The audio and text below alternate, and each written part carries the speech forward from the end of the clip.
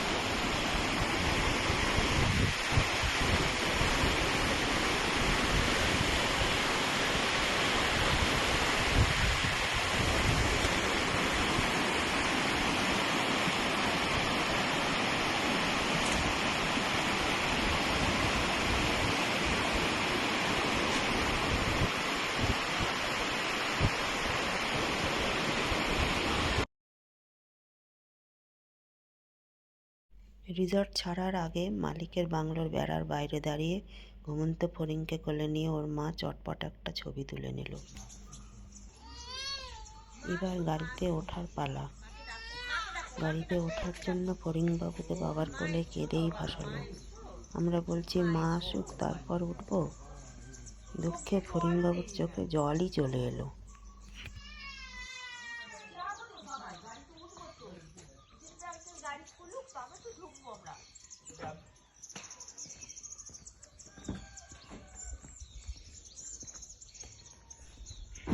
Resort থেকে বিদায় নিয়ে আমাদের গাড়ি এসে পৌঁছালো কুর্গের এই সুন্দর দ্বীপ নিসর্গ ধামে। টিকিট কেটে ভেতরে ঢুকে আমরা এই সুন্দর ঝুলন্ত ব্রিজটা পার হলাম।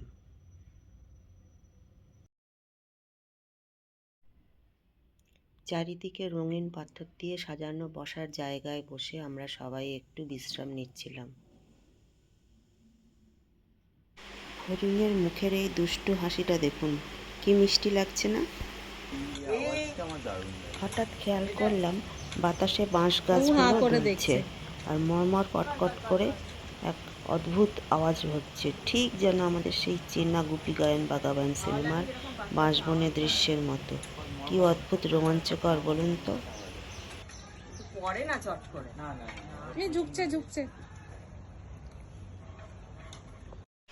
বাঁশবন পেরিয়ে আমরা এলাম একটা ছোট্ট পাখিরালয়ের সামনে। এখানে টিকিট কেটে ভেতরে ঢুকতে হয়।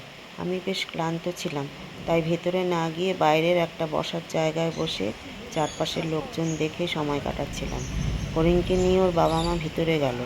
ওরা ভিতরে গিয়ে পাখিদের সুন্দর সুন্দর ছবি আর ভিডিও তুলল। এই পাখিগুলো দেখুন, এগুলো কি উট পাখি? লম্বা লম্বা পা ফেলে খাঁচার ভিতরে এদিক ওদিক ঘুরে বেড়াচ্ছে। কি অদ্ভুত দেখতে না? আমাদের ফড়িংবাবু বাবার কোলে চেপে এক দৃষ্টে অবাক হয়ে এই বড় বড় পাখিদের দেখছিল। এত বড় পাখি ও তো জীবনে প্রথমবার দেখছে, তাই চোখ ফেরাতেই পারছে না।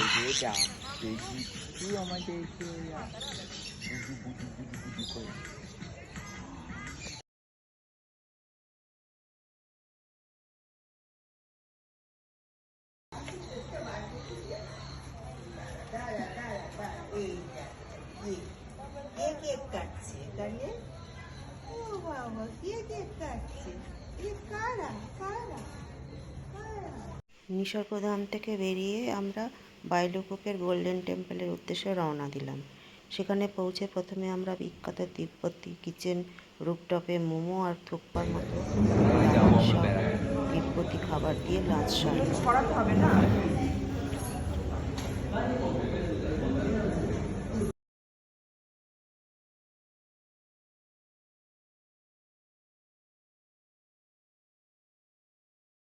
লাঞ্চ হয়ে যাওয়ার পর আমরা সুন্দর রেস্তোরাঁটির উপর নিচ ঘুরে ঘুরে দেখলাম।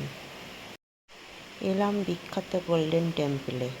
মনাস্ট্রির সামনেই এই গুম্ফার প্রতিষ্ঠাতা পেনার রিনপোচের একটি বিশাল ছবি সুন্দর করে সাজানো রয়েছে। মন্দির চত্বরে ঢুকতেই মনটা শান্ত হয়ে গেল। ভিতরের পরিবেশটা এত শান্ত আর পবিত্র ছিল যে কি বলবো। ছোট ছোট সন্ন্যাসী ছেলেরা বসে প্রার্থনা করছিল। তা দেখে আমি এতটাই মুগ্ধ হয়ে গিয়েছিলাম যে মোবাইল বের করে ছবি তোলার কথা মনেই পড়েনি। এখন একটু আফসোস হচ্ছে বই কি, তবে ওখানকার সৌন্দর্য আমার মনে সারা জীবন থেকে যাবে। মন্দিরের ভিতরে প্রার্থনা দেখে মুগ্ধ হয়ে বাইরে এলাম। মন্দিরের গায়ের কারুকার্যগুলো সত্যি অপূর্ব। বিশাল দরজার সামনে সিঁড়িতে ফড়িংবাবু তার বাবার সাথে বসে একটু জিরিয়ে নিল, আর ওর মা চটপট একটা সুন্দর ছবি তুলে নিল। আমার মেয়ে মিমি চমৎকার একটা ভিডিও তুলেছে। দেখুন কেমন সুমধুর ঘণ্টার ধ্বনি বাজছে, আর লাইন দিয়ে বৌদ্ধ সন্ন্যাসীরা সব হেঁটে যাচ্ছেন। ওখানে সন্ধ্যের জন্য প্রচুর প্রদীপ রেডি করা ছিল। কাজী মেয়ে প্রদীপের ছবি না তুললেও আমার কথা শুনেই আপনারা চারপাশের মায়াবী পরিবেশটা বুঝতে পারবেন।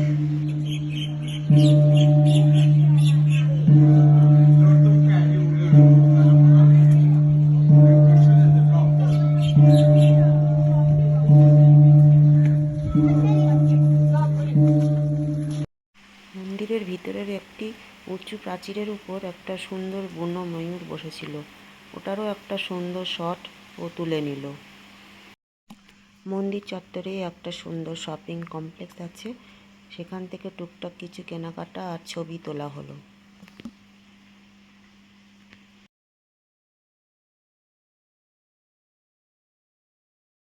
অবশেষে বেরিয়ে আসার সময় গেটের সামনে ফড়িংকে কোলে নিয়ে একটা সুন্দর ফটো তুললাম, আর একদম শেষে আমার মেয়ে, জামাই আর ফড়িং সোনা মিলে আরও একটা সুন্দর বিদায় সেলফি তুলল।